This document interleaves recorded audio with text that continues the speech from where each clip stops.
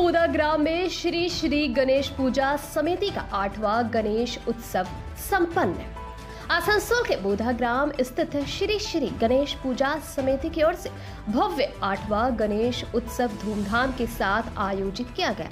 इस अवसर पर आसनसोल नगर निगम के डिप्टी मेयर अभिजीत घटक और मेयर परिषद सदस्य गुरुदास चैटर्जी विशेष अतिथि के रूप में उपस्थित रहे। कार्यक्रम का शुभारंभ विशेष गणेश वंदना और विधि विधान के साथ आरती से किया गया। इस दौरान पूजा पंडाल में धार्मिक वातावरण के साथ साथ सामाजिक कार्यों पर भी विशेष ध्यान दिया गया। बच्चों और श्रद्धालुओं को आकर्षित करने के लिए कई रोचक प्रतियोगिताएं और सांस्कृतिक कार्यक्रम आयोजित किए गए। समिति की ओर से भक्तों के लिए खिचड़ी भोग प्रसाद वितरण का भी आयोजन किया गया। गणेश उत्सव के दौरान बड़ी संख्या में श्रद्धालु पंडाल में दर्शन के लिए पहुंचे और गणपति बप्पा का आशीर्वाद लिया।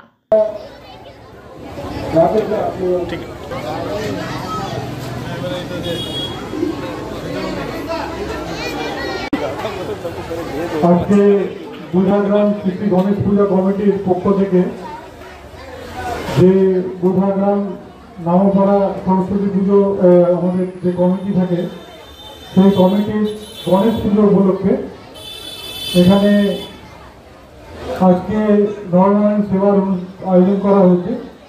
আমি প্রথমেই এই কমিটির সকল সদস্যদের ধন্যবাদ জানাই। আমাদের এখানে রকেটটা থেকে শুরু করে আমি শুধু এটুকুই বলবো যে প্রত্যেক বছর এখানে পুজোটা এবং এর সাথে সাথে নরনারায়ণ সেবা হয়। বহু মানুষ এখানে আসেন এই নরনারায়ণ সেবাতে তারা যে ভোগ গ্রহণ করেন।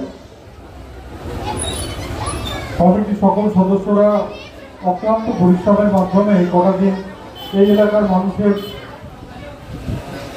পুজো এবং অন্যান্য কর্মসূচিতে অংশগ্রহণ করার সুযোগ করে দেয়। বিশেষ করে ভগবান গণেশের আরাধনা আমরা করে থাকি, কারণ আমরা জানি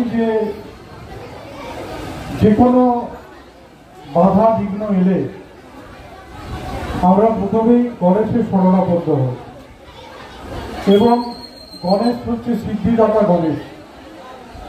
সকলে যাতে সিদ্ধি লাভ করে সেটাই আমি ভগবানের কাছে প্রার্থনা করি এবং আগামী দিনগুলো যাতে সকলে ভালোভাবে কাটে। যেভাবে এই কটা দিন সকলে আনন্দ করে কাটাচ্ছে, বছরের 365টা দিন যাতে এইভাবেই আনন্দ করে সকলে থাকে। তাদের সমস্ত সদস্য এখানে উপস্থিত। যে কোনো পূজার প্রারম্ভে প্রথমে আমরা গণেশ বন্দনা করে তারপর যে কোনো পুজো আরম্ভ করি। তো আজকে এখানে নরনারায়ণ সেবা প্রত্যেকবার ব্যবস্থা করে এবং আমরা আসি এই নরনারায়ণ সেবার শুরুটা করে দেওয়ার জন্য। তো এটা একটা মহতী উদ্যোগ। এই নরনারায়ণ সেবার মাধ্যমে ঠাকুরকে আমরা বলবো যেন সমস্ত এই অঞ্চলের মানুষ তথা আসানসোলের মানুষ তথা পশ্চিমবঙ্গের মানুষ ভালো থাকে, সুন্দর থাকে এবং আগামী দিনে যাতে এই পুজো আরো ভালো করে করা হয় সেই জন্যই বাবা সিদ্ধিদাতা গণেশের কাছে আমরা আহ্বান জানাই। এইটুকু কথা বলে এই ক্লাবের সকল সদস্যকে ধন্যবাদ জানিয়ে আমার বক্তব্য শেষ করছি।